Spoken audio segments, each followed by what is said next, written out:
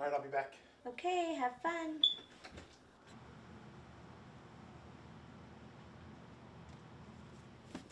If you couldn't tell, it's his favorite time of year again. It's colder outside, and there are leaves everywhere. This is usually the point where he starts thinking about cutting down every tree in the yard. I think you deserve to see next spring. Luckily for them, I called Adventures in Landscaping and set an appointment up for tomorrow. I wonder if I should let him know.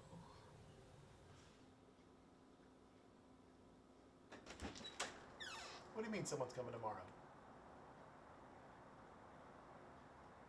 Hey, how long have you known?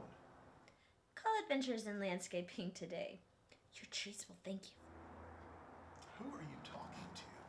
You've hit that joyous time of year when you get to put that lawnmower away and say goodbye to those hours of grueling yard work. But then, fog quickly crashes your dreams of weekend relaxation. And now you've realized that all you have done is swap out your lawnmower for a rake. Don't let this happen to you. Call the pros at Adventures in Landscaping. Do you like pulling weeds? How about raking the yard? No, then you sound like my dad. Lucky for him, I found somebody to help.